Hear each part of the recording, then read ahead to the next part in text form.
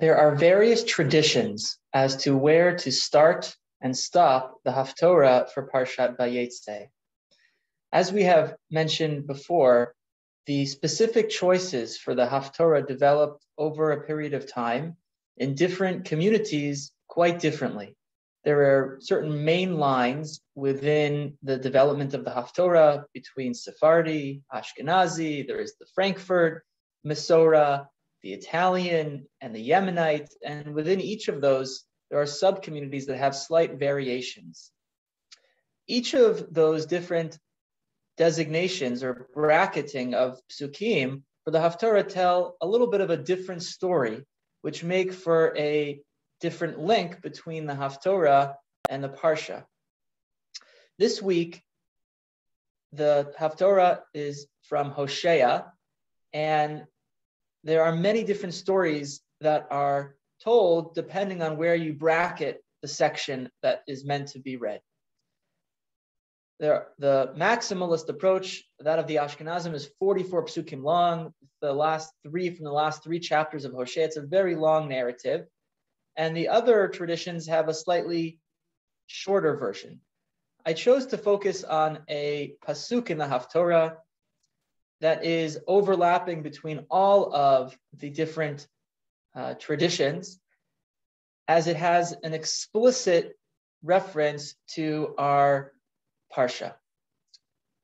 Our Parsha, of course, details Vayetze Yaakov mi Beersheva, that he is leaving behind his parents as he flees for his life from his brother. He is afraid of Esav chasing and taking vengeance on him for the ordeal with the birthright. And the Haftorah references the fleeing, the running away of Yaakov from Esav. It says here in Perek Yud Bet, Pasuk Yud Gimel, Vayivrach Yaakov Sedei Aram, that Yaakov had to flee away from his parents and to the fields of Lavan in Aram for refuge. And when he got there, Vayavod Yisrael Be'isha, he worked hard for a wife. Of course, he thought he was working for Rachel, but ended up getting Leah. Ube'isha Shamar. And then for the next wife, he had to guard. Guard what?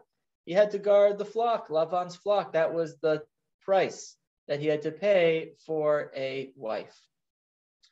There are many mefarshim on this pasuk, which cast this reference in very different ways.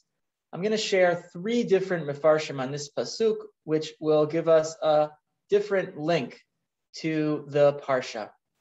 The first is that of Rashi. Rashi understands this pasuk to be within the context of the overall reproach and critique that Hosea is administering to Bnei Israel as the first of the minor prophets of Trei Asar. Hosea is concerned and focused on the lack of ethics, of interpersonal affairs. And he is criticizing the Jewish people for not appreciating the goodness that was done to them by Hashem, the protection that was offered by Hashem to their forefather Yaakov, which should then in turn manifest through goodness, protection, and caring between people. So that is what is being referenced here, that we are ungrateful for the way that Yaakov was guarded by Hashem, and that we should do better with our appreciation of that history so that we pass on that goodness to others. The Maharikra casts this pasuk quite differently and says that this is actually a praise of Yaakov for listening to his mother, who had good counsel and good guidance to save him from the fate of Esav's anger. and that the Jewish people would be better served in Hoshea's time if they listened more to their own mothers in order to walk the right path. And that's the angle that is being leveraged here in the speech that Hosea is giving to the people of his time. The Malbim takes a third and very different approach. He says that this reference is not the prophet Hosea speaking to the people in the midst of a reproach, but rather it is the response of the people to the reproach. And here, the people use their forefather Yaakov as an excuse in saying that, Hosea, you're blaming us for our duplicity, for our crookedness, for our waywardness, but we have precedent of somebody who was just like that.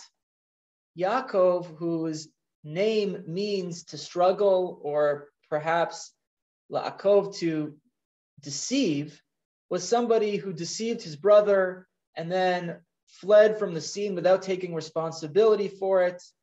He did things that should give us cover and give us precedent for the unethical behavior that we are engaged in right now.